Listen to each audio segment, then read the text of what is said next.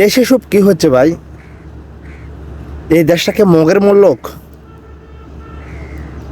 নিজেকে তো মানুষ হিসাবে পরিচয় দিতে লজ্জাবোধ করছে। একজন মানুষকে কতটুকু নিষ্ঠুর হলে নির্মমভাবে পিটিয়ে হত্যা করা হয়। একবার নয়, দুইবার নয়, তাকে দফায় দফায় মারধর করে, তাকে খাবার দেওয়া হয়, আবার খাবারের পর দফায় দফায় তাকে মারা হয়, গণপিটুনি দেওয়া হয়, এর মধ্যে তার নিশ্চিত মৃত্যু হয়। এই দেশটা কি ভাই মগের মূল্যক? যারা হত্যাকাণ্ডের সাথে জড়িত তাদেরকেই পারতো না স্বরাষ্ট্র উপদেষ্টা ব্রিফিং করে দ্রুত 24 ঘন্টার মধ্যে, 48 ঘন্টার মধ্যে সবাইকে গ্রেপ্তার করে, যাতে এ ধরনের ঘটনা ভবিষ্যতে কেউ ঘটাতে সাহস না করে সর্বোচ্চ শাস্তি মৃত্যুদণ্ড দেওয়া হোক, ফাঁসিতে ঝুলানো হোক। আরে ভাই, দেশত তো কোনো চুরি হলে, ডাকাতি হলে তাদেরকে আইনের হাতে তুলে দেবে ধরে, কিন্তু এভাবে যে গণপিটুনিতে তাকে নির্মমভাবে হত্যা করবে, এটা কোন?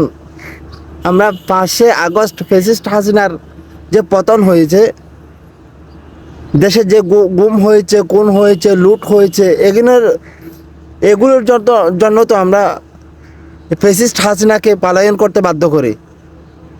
ছাত্র জনতা কী জন্য অভ্যুত্থান সৃষ্টি করেছেন?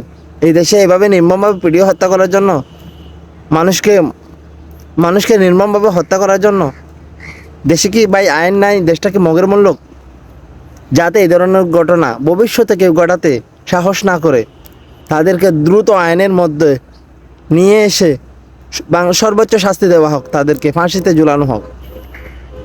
কি ভাই, এই ধরনের ভিডিওগুলিতে যখন সোশ্যাল মিডিয়াতে সামনে দেখি, হৃদয়ে রক্তকরণ হচ্ছে। নিজেকে মানুষ হিসেবে পরিচয় দিতে লজ্জাবোধ করি। যে শিক্ষা জাতির মেরুদণ্ড, সেই শিক্ষাঙ্গনে, বাংলাদেশের বৃহত্তর একটা শিক্ষাঙ্গনে এই ধরনের ঘটনাটুকু ঘটাবে, কখনো এটা কল্পনা করে যাও না। হোক সে ছাত্রলীগ, যে করবে, অন্যায়ের কোনো রাজনৈতিক দল নাই, অন্যায় যে করবে তার কোনো ধর্ম নাই। সে অপরাধী, সে অন্যায় করেছে, তার সর্বোচ্চ শাস্তি দেওয়া হোক, যাতে সাহসে এই ধরনের ঘটনাকে কেউ ঘটাতে সক্ষম না হয়। আমরা কোন আইনের কথা বলি? কোন গণতন্ত্রের কথা বলি?